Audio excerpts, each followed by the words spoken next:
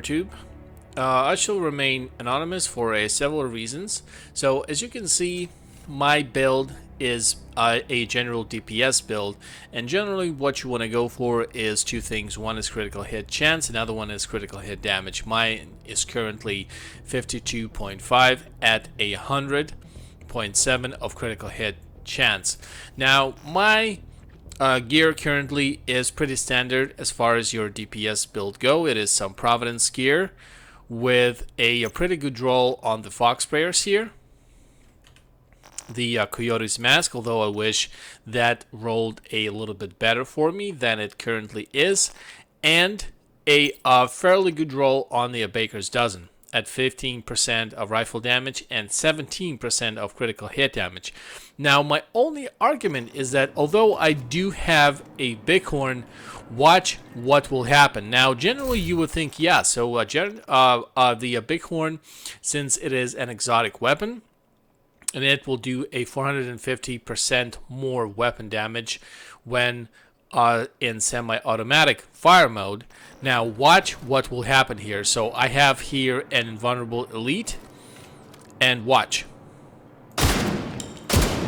So whenever my critical hit chance progs, it does 1,957,000 and so forth damage. Now if I switch to my Baker's Dozen, that does 2,764,000 and so forth damage. So it appears that my Baker's Dozen, although it is not an exotic weapon, does way more damage than my Bighorn is. And as you all know, in order for you to farm a Bighorn, you gotta go and farm any of the legendary stronghold, which normally means you are going to run a team of 4 with 2 DPS builds, 1 healer, and 1 tank, or the point man.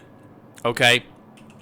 And generally you would think, oh yeah, so when I get the exotic Bighorn rifle, it is going to be the ultimate weapon. However, as you just saw, that not is going to be the case. Now, yes, granted, I can switch to my Nemesis and maybe do around 10 million critical hit damage whenever it procs, like so. However, what you have to take in an account for whenever you're doing a legendary mission, okay, whenever your NPC enemies are behind cover like this and they are blind firing,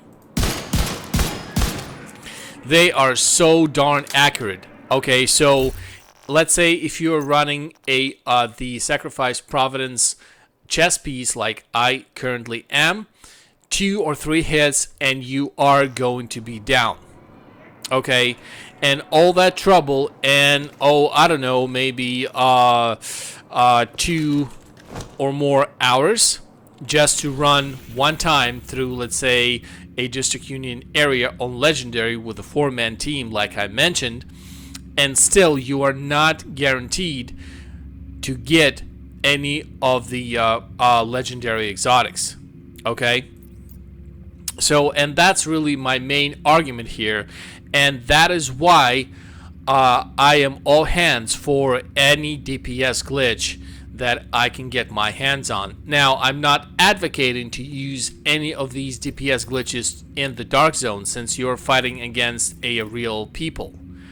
Okay, now if they would made a patch to where you absolutely cannot use any kind of DPS glitches in any of the DZs, yeah, sure.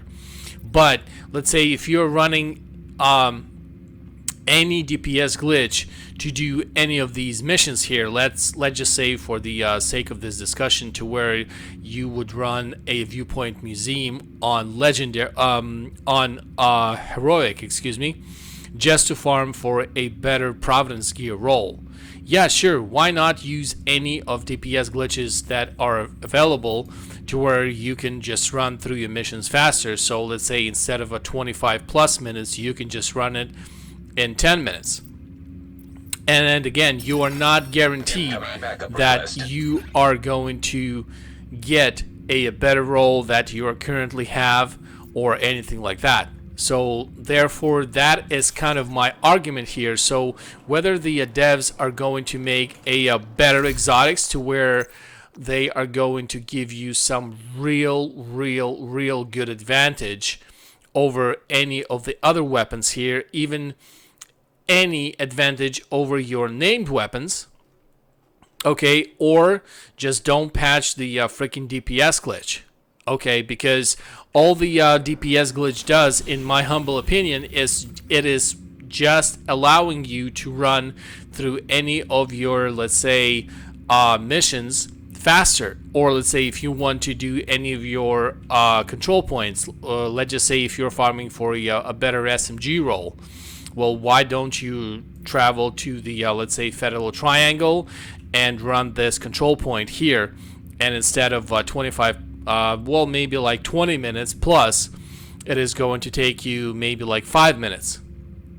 And again, since you are not guaranteed any better roles than you currently have, this would be a way better option. Besides, a DPS glitch, it makes this game so much more fun.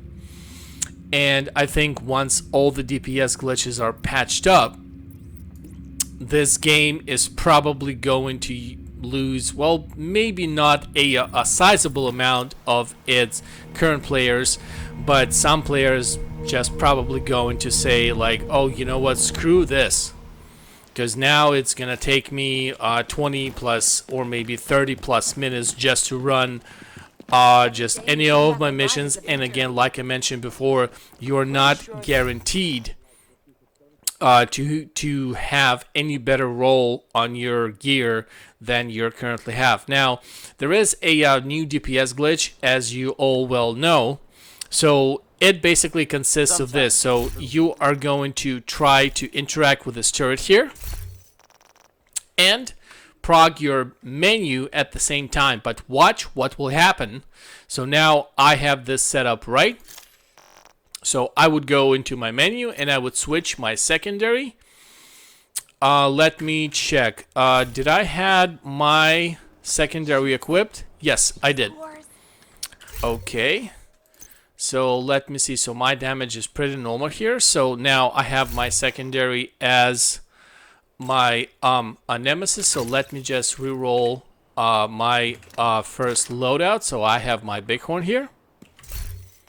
So all I need to do is to interact with this turret and prog my menu at the same time. Now watch, what I would need to do next is to change my secondary to any other weapon, exotic or not, that I would want to stack my traits. So watch what will happen.